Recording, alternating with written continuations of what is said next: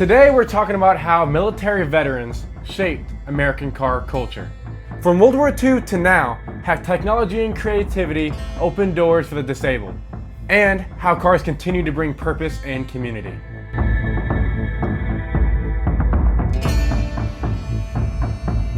This video is actually for a class that I'm in about understanding people with disability, but it also fits perfectly with what we do here on the channel: history, cars, and the stories behind them.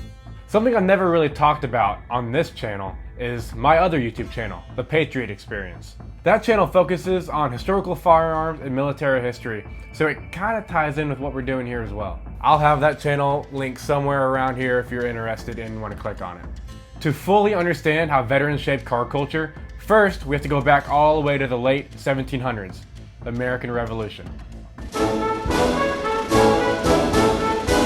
Hundreds of thousands of soldiers were wounded fighting for the Continental Army, and the newly formed government realized some of these soldiers would need assistance, whether financially or medically. One of the main things the government did was give out land deeds to soldiers for compensation, and soldiers could even apply for government assistance and pensions, although the rules were very strict on that. You had to show a very deep concern and proof for your actual need of assistance. There's a story of a man named Joseph Winter. He was a German immigrant who fought for the Continental Army in the Revolutionary War. But shortly after the war, both his wife and his children died, so he had no one to support him. With no family support and not being able to continue his trade because of his age, he became homeless. He was actually one of the veterans that applied for that pension that I mentioned. But whether it was because he was a German immigrant, or because he's had a tough time applying for the pension, or maybe it just got lost, or maybe he just didn't even qualify, he didn't get it. That just shows how hard it was to get that pension. On a snowy night in December 1829, a portrait painter named John Neagle came across our friend Mr. Winter. Saddened that an American hero was living on the streets, John Neagle invited him into his home. Here's when John Neagle learned of Joseph Winter's story, and it intrigued him. Neagle actually decided to paint a portrait of Joseph Winter that became very popular. And this caused Joseph Winter to be like a mascot for those that were disabled and elderly that served in the Revolutionary War. This led Congress to pass a new pension act in 1932 that gave pensions and benefits to almost every soldier that fought in the Revolutionary War. Just a couple decades later, the bloodiest war in history up to that point happened right here on American soil. The Civil War naturally led to an insane increase in disabled veterans, which could now apply for the new pension after the war. They received upwards of 40,000 applications a year from veterans or their survivors, and within a decade, pension numbers more than tripled, from 300,000 in 1883 to almost 1 million in the 1990s. The pension budget even consisted of 30% of the federal budget. Even though America wasn't directly involved in World War I for very long, it did lead to an increase in benefits. I'm talking about education and insurance. But World War II had posed the biggest challenge yet, as a GI Bill was introduced. By the time the World War II GI Bill expired, over 12 million veterans and survivors were given assistance. Since then, veterans' assistance has only grown, helping with things like Agent Orange and PTSD. Today, disabled veterans can even get a $27,000 automobile allowance. Obviously, I skipped over a lot of history there, but that's the basis for what you need to know for this video. I'm neither a historian or a veteran, so if I got anything wrong or I skipped something that you think is important, please let me know down in the comments. Pop quiz. What is the first thing soldiers spend their money on whenever they get out of basic training? For both of my brothers, the first thing they bought was cars and tattoos. One of my brothers even bought a Catfish Camaro SS with a bump-in sound system. I wonder whatever happened to that car. If I can find a picture, I'll post it here too. That same brother is actually in Ukraine fighting for the Ukrainian army right now and has been there since April of 2022. I plan on making some videos on him and some of the things that he sent me on my other channel. So if you think you'd be interested in that, go ahead and give it a follow. If you were in the military, what was the first thing you bought whenever you got out of basic training? Was it a phone or clothes, or did you go and buy some things that wasn't as important? Before phones and computers, people actually used to go out and have fun. One of the main ways to have fun was riding around and racing with your buddies, and military members were no exception. And when the vets got home from World War II, car culture exploded. The 40s and 50s was the birth of American hot rodding. And guess who's right in the middle of it? Veterans. and many of them disabled. The thing about car culture, it doesn't matter if you have one leg or PTSD or anything. If you can work on a car or drive a car, you fit in. And lots of these veterans were coming home with lots of mechanical experience. The United States fielded the largest mechanized force in the world. Not just in America, but halfway across the world in the enemy's backyard. America had these unbelievable logistics while the Germans were still relying on horses.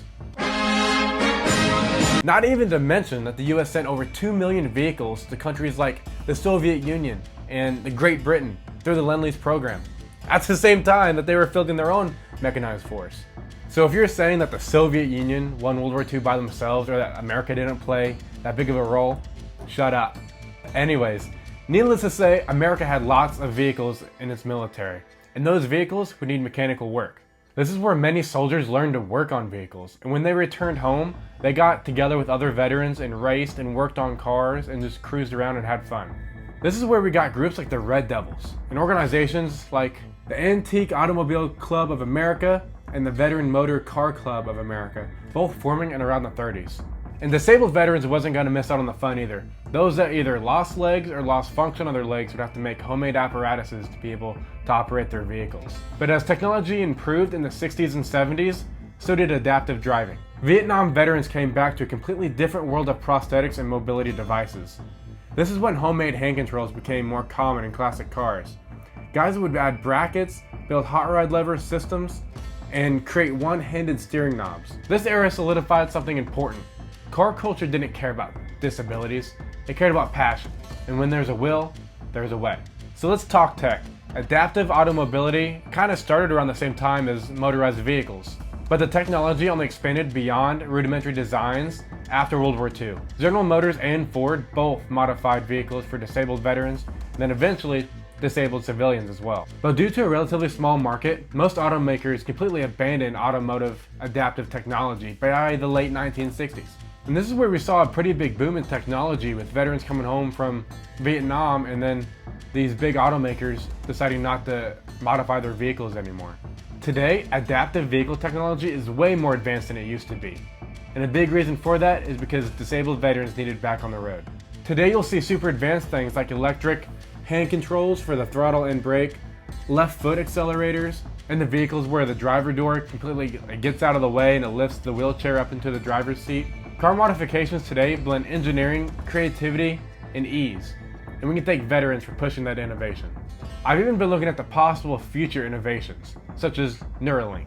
Neuralink is a company owned by Elon Musk, and their primary goal is to help people with paralysis or missing limbs control computers and phones with just their brain. And they're already achieving a lot of success. With the growing technology of computers and vehicles, it's completely possible that one day we might control our vehicles from our brain. For many veterans, especially disabled veterans, working on cars isn't just a hobby, it's therapy. Working on cars provides a mission, a problem to solve, a before and after, and like something you can be proud of. And that mirrors the rehabilitation process. And purpose, community, identity, and brotherhood also mirror life in the military. Car clubs, car meets, cars and coffee, and garage nights give veterans something extremely important: a social network and a team. A lot of vets say that the feeling they get from working in a garage with their buddies is the closest feeling they get to when they used to hang out with their buddies in the military.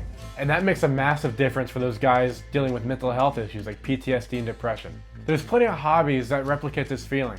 Just like exercising, you gotta keep trying new things to find one that you like. Today, more than 4 million disabled veterans live in the US, and thousands of them are involved in the car community, things like races, shows, organizations, and restorations. Or maybe they even used their GI Bill, went to a tech school, and got a degree in automotive engineering or mechanics or something. Now, we can't forget the organizations that help veterans learn how to work on cars and modify their cars. Organizations like the Wounded Warriors Family Support, Simplify and America's Fund, Veterans Motorsport Programs, and local VFW and American Legion car clubs. Some of those groups even help disabled veterans build race cars. Because believe it or not, there are veterans racing fully adapted drag cars, muscle cars, and track cars. Some use full-handed control setups, and some use race prosthetics. You can see these on YouTube and social media all the time. Everything from restoring cars to even custom controls for their specific disability. The internet has made adaptive car culture more visible and more normal. So why tell this story? other than a class assignment. Because understanding a disability isn't about what they can't do, it's about what they can do and how they adapt and stay connected. Veterans and disabled veterans help build car culture. They shaped hot rodding, pushed adaptive technology forward, and they continue to inspire the car community today. On a serious note, the VA estimates that over 17 of our veteran brothers and sisters commit suicide every day. That is an unacceptable number. I believe that veteran car communities, or just car communities in general, have and will save countless lives. So if you're a veteran struggling to find your place in this world, look at the car community. There's tons of ways to get involved. And never be afraid to ask for help. If you're a veteran or active military member watching this, thank you for your service. And if you know any cool veteran classic car stories, go ahead and drop them down below. This shows that having a disability isn't the end of passion or performance. It's just a different road to get there. If you're interested in classic cars, please give my channel a look. I just pulled a 1972 Plymouth Duster 340 out of the woods. It's been sitting there for over 40 years and we're working on getting it back on the road. If you enjoyed the video or learned something, please consider leaving a like and subscribing. And if you have any issues with my content or information, please let me know down below. Oh, and Mrs. Starks, I hope you liked the video. Thanks for watching Classic Auto Rescues, and have a great day.